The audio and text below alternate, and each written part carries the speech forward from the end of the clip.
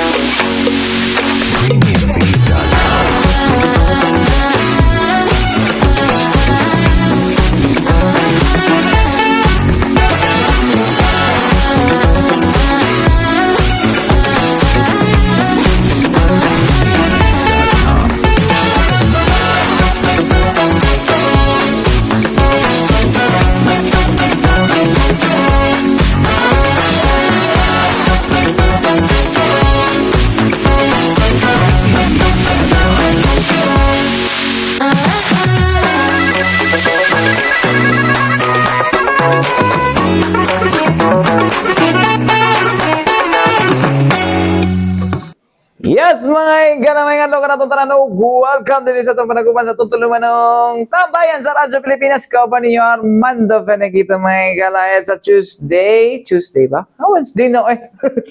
Sorry, July 2, 2025, mga higala. Mo rin na second day sa akong birth month, mga higala. Pero mas excited gihapon ko maabot ang Pasko. No? Hindi na, mga higala, malipayon ko. No? Hindi pa. Karoon mga pila ka days na lang ba? 14 days. No? 14 days. No? Dugagan na po itong edad ani. No? Pero ito ang maturity, wa pa. May pang-kuan, pag-ibig ang pito, kay 5 years, mag-mature na. Bitaw ay joke lang. Bitaw ay ala. Kan ba? Mana mga bright na mga tao, mga higala, no? O wakasabot sa sarili. Bitaw ay pasig seryoso na ninyo. Anyways, mga katambayan, no? Kumusta man mo diha, no? Gikon na ba mo? Nanapay pagpadaligsik, pag ulan diha sa inyong lugar. Of course, may higala, no? Apektado gyapon ta sa ginaingon na mga higala na southwest monsoon, mga higala. Sama ba? Southwest monsoon ba? Or habagat na lang para kabalot, para makakwanta, no? So, muna magdalag pag-ulan sa Tuadres, Davao Region, mga higala, no? But anyways, mga higala, karong panahon nung kaganyang buntag, no? Nutrition month na mga higala, no? Sa to sa agrikultura, mga higala, right, no? Mga higala, no? Ato hisgutan ning kuan, no? Kaning actually mga nagkabata na karon kana kasi natin kaning gitaw lato sorry wag na ko nagka-GERD ko da kaning ginatawag nato nga kuan, no? Prostate cancer. Unsa ba mga kuan ano kinahanglan ano usa dining prostate cancer masala sila kay kwento na, no, sa itlog do na. Pero ang kuan na to may higala, i-google sa nato una, no, ang higala, no. No, pero mo kunay sa kuan na sa imong itlog do na, mga higala, o sa itlog sa mga lalaki na itlog lalaki di ay. No? Prostate cancer. Sumala pa sa Mayo Clinic, mga higala, ang prostate cancer usa ka growth of cells na nagkuan sa prostate, mga higala, no. Sa ang prostate, no, usa na ka small glands, no, nga nagahimo og similia, no? So mo na siya may gala makita dili sa itlog, sa bladder, below sa bladder na siya mga higala. So di sa itlog. Wala nga ko kan cancer sa itlog dili kay wala itlog ang lalaki. No, babae ang nay itlog. No? O mga egg cell mga higala. Wala siya mga higala no ang kuno to. Ang semen mga higala diha mo na siya fluid nga dito gina-carry no pag secrete ana no dito ang kuno dito na mag nakakuan mo to nag-carry sa sperm cell sa lalaki. Ana na siya. But anyways mga higala, o sabay kailangan buhato mga higala para ma-check kung healthy pa ba ang prostate o nanabatay na ginahambin na prostate cancer, no? Sama sa tuwang mga biologically lalaki, no? O sa bagi kuan ana no? O sa bagi kailangan mahibawan para ay usang kailangan ng mga tests ato ipaagi para mahibawan nato kung unsa ang kung nanabatay kanang prostate cancer mga higala. Anyways, mga higala, ito paminahon mga higala no, ang resident kuan mga higala no, sa Department of Urology sa Southern Philippines, resident doctor sa Department of Urology mga higala sa Southern Philippines Medical Center nga si Dr. Porfirio Serrano. Paminaw na to.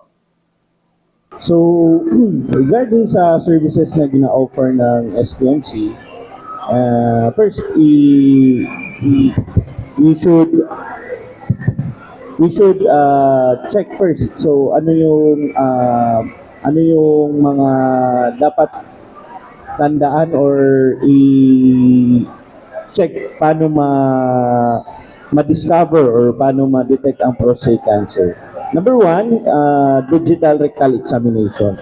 So usually, do rectal examination. So sa mga urologists, kung mapapansin niyo or kung ma-check niyo yung makikita, we usually do rectal examination. So rectal examination is very important tool to examine or to detect prostate cancer.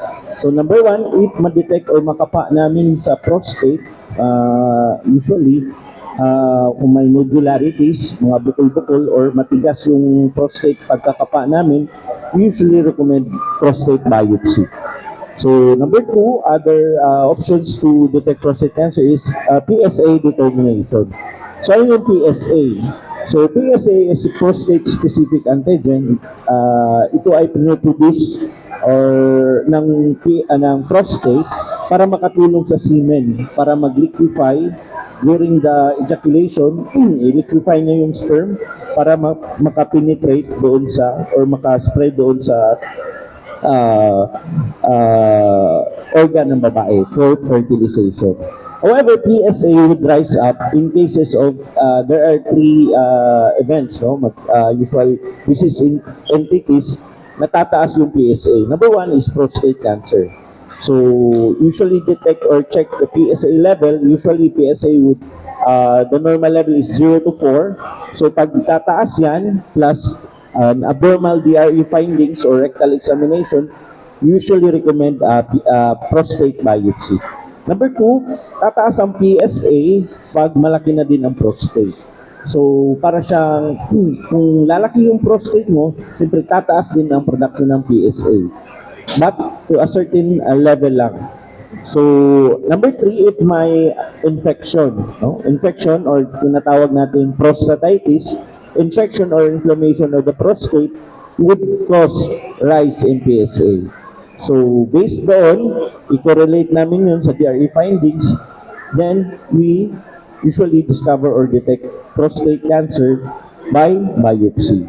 So, paano ma-detect? So, as early as 45 years old, we recommend screening. So, such methods.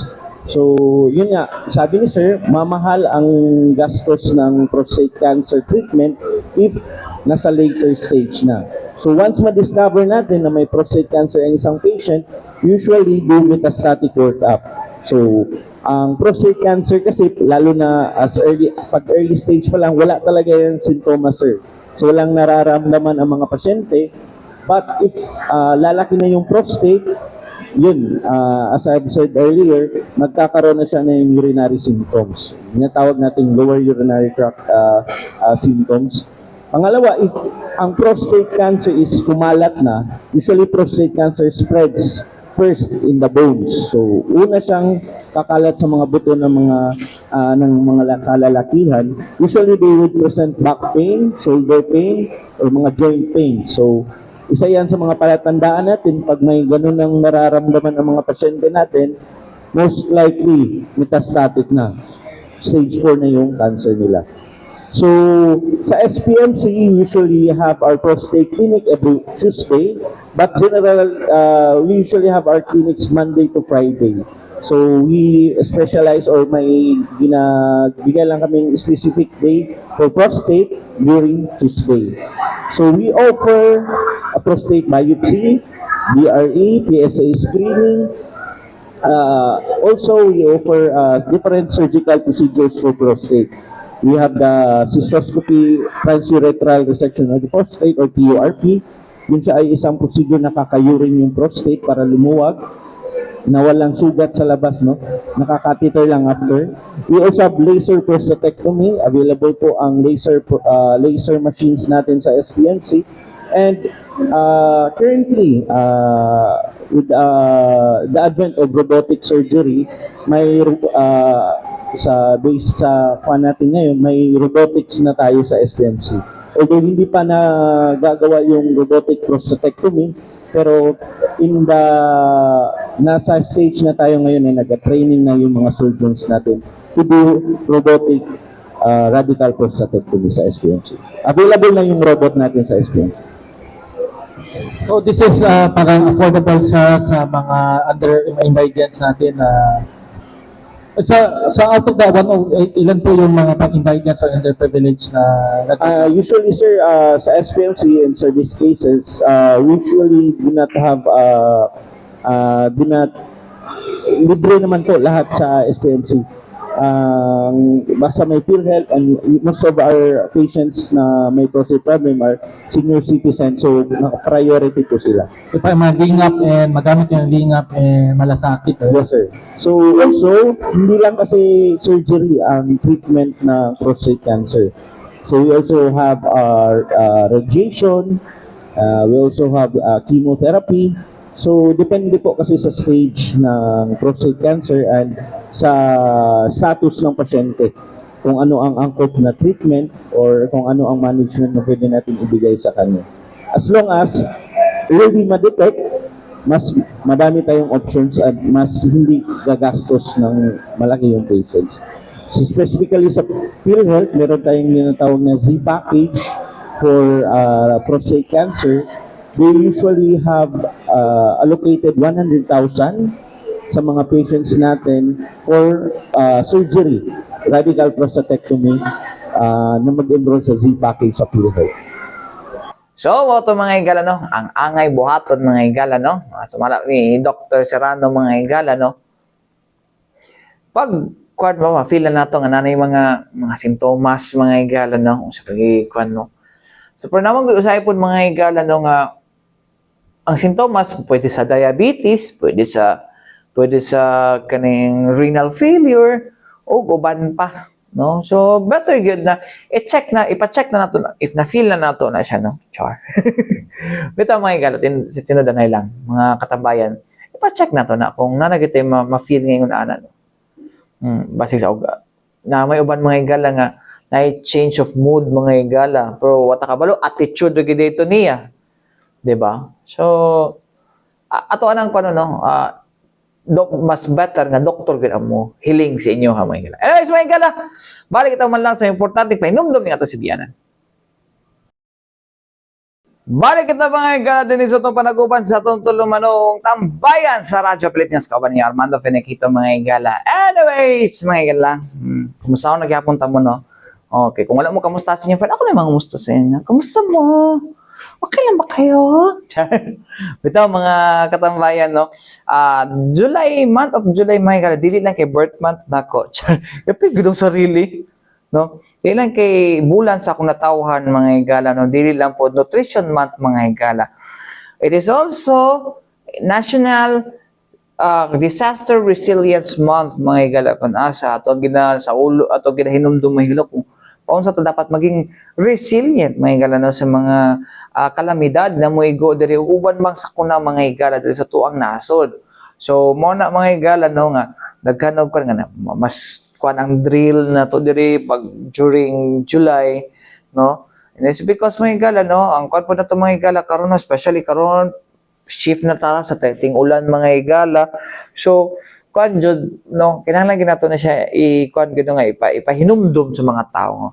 No, paunsa dapat ta maging resilient mga higala during the times of kuan no, in the time of in basta panahon in times of calamity. Mo na siya mga higala. Pag during calamity dapat kabalo taw sa buhaton nato mo na mga higala no nga importante gid mga higala no ato seryoso na mga earthquake drill, fire drill, flood drill no fancy ayan boys ka tida o uban pa mga drill, disaster related drills mga higala no para kwanta no pagkadugayan magpa-practice nato na personal linog diri posting apertirang o gina ko na feel gani po nag-hard hat pa ko protocol tsari. Pero bita mga katambayan no. Ato ang katong Lunes mga higala no.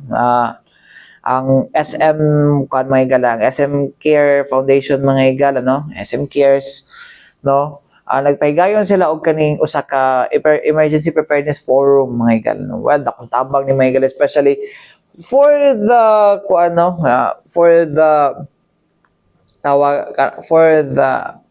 persons with disability mga higala o kining mga senior citizens. It's because sila ang vulnerable yun permi no actually na discuss sa kagahapon tong primerong kuano or na hisgutan na natuto diri mga higala to gitudlo ni Dr. Ted Esguera mga higala no katong kuan expedition doctor mga higala no o physician sa kiting Philippine Mount Everest Philippine Expedition Team no og daghan na pud siya mga daghan na pud siya og mga nadtuan ng mga rescue like sa katong linog sa Haiti, sa Myanmar, sa Japan no so og sa I think sa Chile apil po data siya dito mga higala nga nag-rescue no.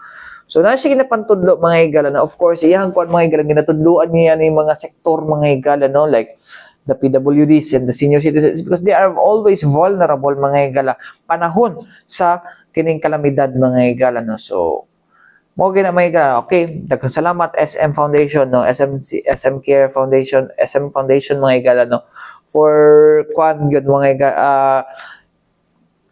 kining making this kind of activity no para sa to mga vulnerable sector like the PWDs and senior citizens may. Anyways, mga higala ato na ipaybalo no. Una diha mga higala no ang kaning usaon pag-survive sa linog mga higala ang usa kan na ay naka-crutches or naka-wheelchair mga higala no. So ikaduha dira mga higala ang mga kung ikaw visually impaired no o sa lakto na pagkastorya sa to may buta. Usaon nimo pagkuan nga unsaon nila pagkuan mga higala survive no. Unsaon nila pagkuan survive. Usaon nila pagka-evacuate silang sarili kung naa may mahugno or na may tabo nga linog no.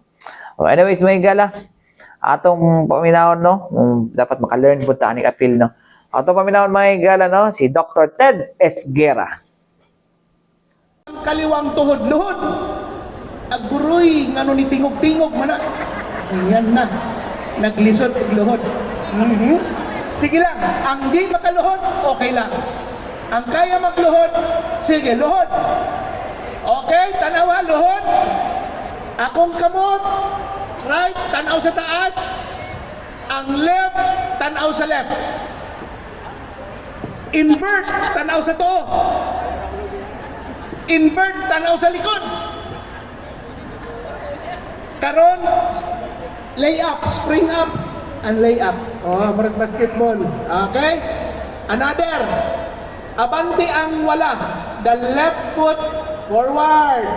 Left hand Place it on the right like this. Okay, murag nagpinta sa langit, pato sa wala, balik pato sa tuo, luhod ang kanan. Uy, tingog ang mga buklog. Okay, left up, tanaw sa taas. Stretch the right, tanaw sa right. Invert, tanaw sa left. Invert, tanaw sa likod. Lay up, spring up and lay up. Ladies and gentlemen,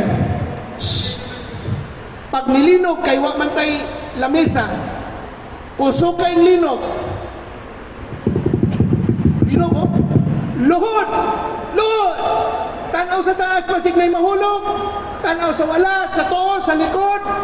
Okay, pag na'y mahulog sa inyo, spring up and move away and down again. Lingkod tanan. Na ako'y tawagon. Nalang ko'y tawagon, kadyot. Si Sir. Sir. Padala sa tungkod. Unsay himuon nato pag naitungkod? Kung namoy mga tatay, nanay, igsuon,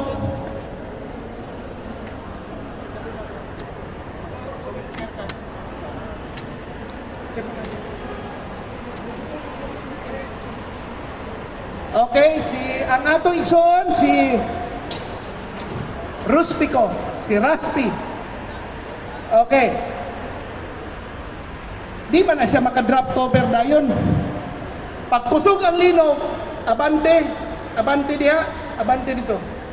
Ang tawagan ni tripod lang gyapon. So stable na siya. The more ilayo nimo, mas stable. Okay? Mas ilayo, mas stable. Kuha? Okay. Simple. Okay? That's tripod. Karon, assuming na siya wheelchair. Tigaan ako problema si Sir Rustico. Natumba. O, para sa nga wheelchair nga inyong mga kaigsunan. Alin sir? Kuha na ko. Sige, natumba siya. Dito, siya. Okay, natumba. Na-displace. Kusog man. Pero wala siya injury. Sir, atuwa ang imong wheelchair. Tindugon. Unya, sa wheelchair ka. Prepare for evacuation. Sige.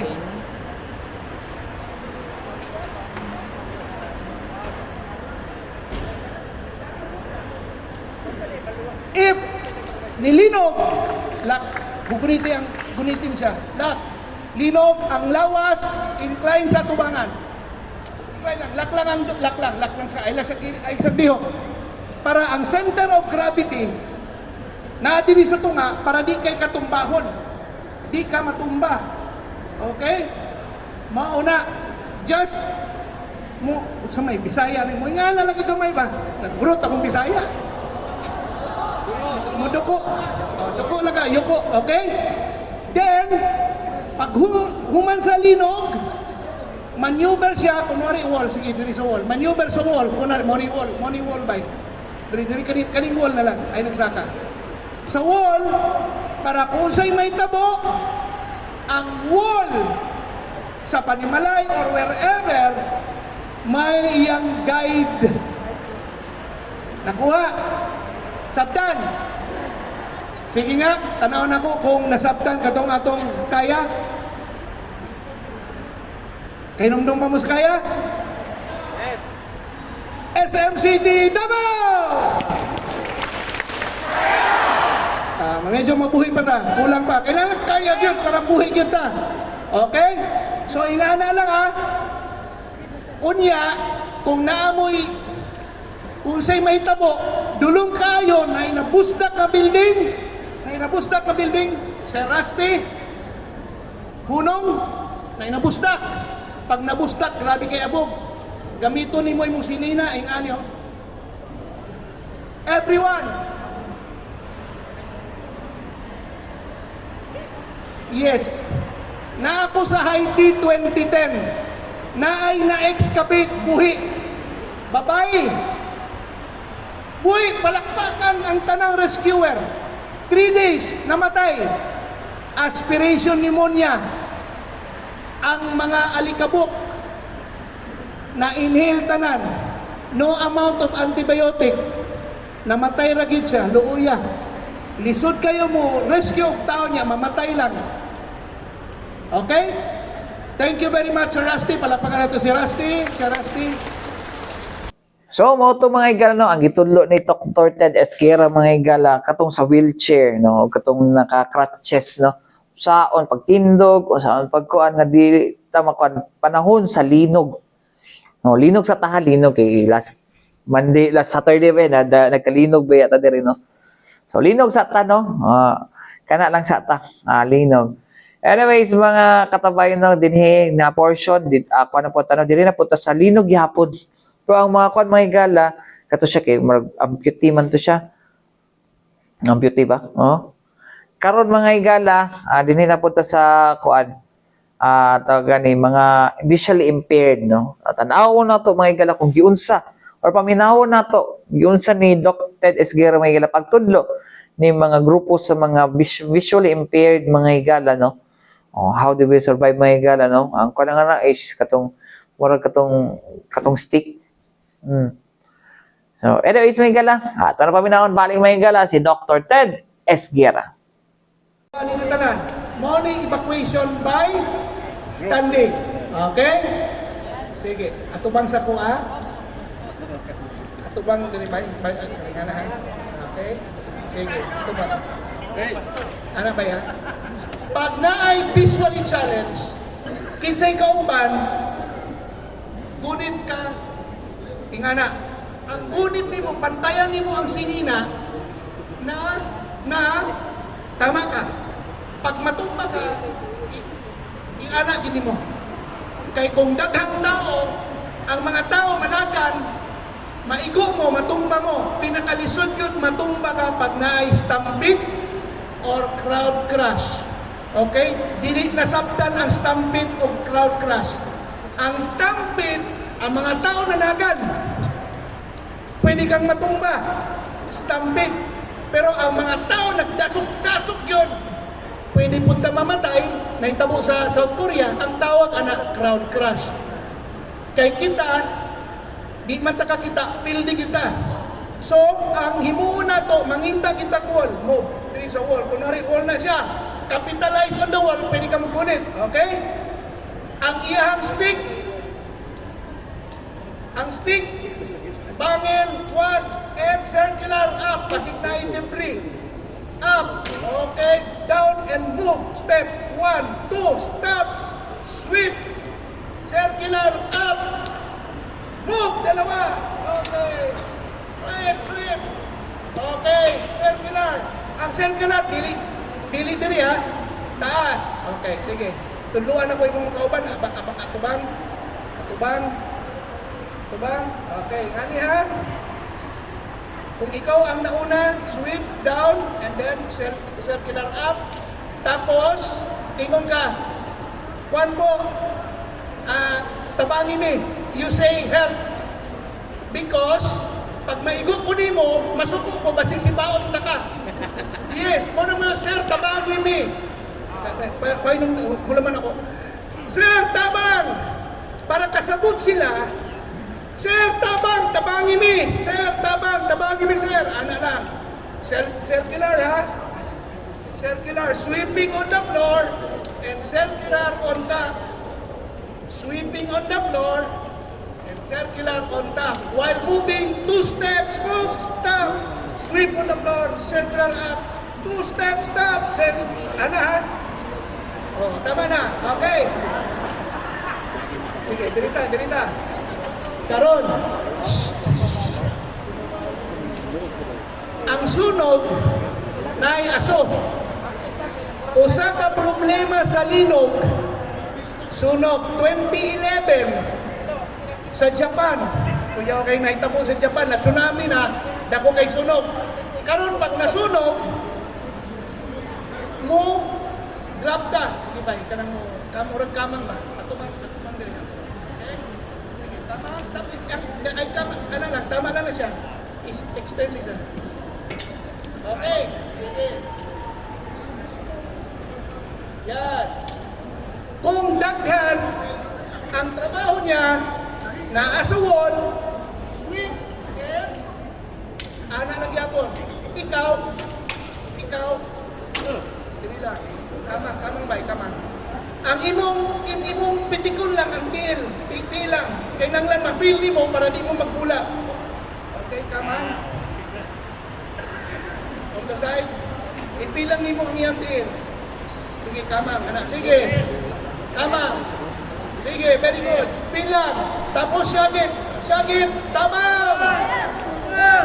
Sige, tamang. Oh, dikit ka sa tiil niya. Kailangan lang makita, ma-feel ninyo ang tiil para di mo magbulag. Okay? Thank you very much. Palakpakan nato sila. 3 things. Dapat ang basto liquidable sa Wala tayong pananaw mo capitalize ta diri og tat.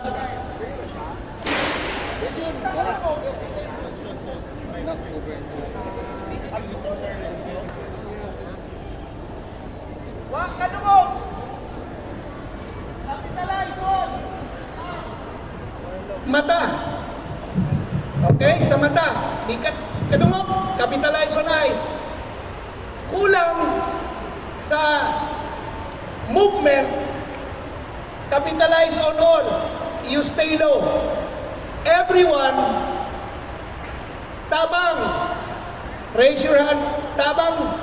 While you move, you shout for help. Okay? So, mao to mga katambayan, no? Ang tudlo ni Dr. Ted Esquera sa mga visual impaired o katong mga buta na to mga higala, no? So, ayos ang para sa ko ayos. Sorry. Pero although kung naging may higala, practice ra gid siguro ang kulang ano.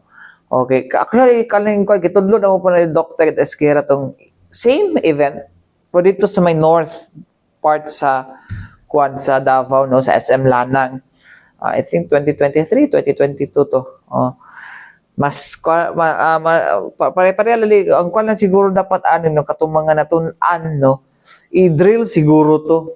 Dapat na siya drill no para ma-practice ta siya ngay buhaton kung panahon sa kining ginatawag nato nga kalamidad if ever na mo tama no ever na mo igo no especially kaning linog constant na nga nagahitabo sa tuwa mga higala walang takabalo sa time pero permi na nagahitabo sa tuwa dinhi sa tuang lugar no. Anyways, may ganawa tayo kung oras sa ngalan sa tibok pwersa sa DXRP Radyo Pilipinas sa Radyo Publiko Davao mga higala. Ako inokauban Armando Feniquito alang sa tambayan sa Radyo Pilipinas hangtod sunod sa daghang salamat o buayng adlaw kanatong tanan.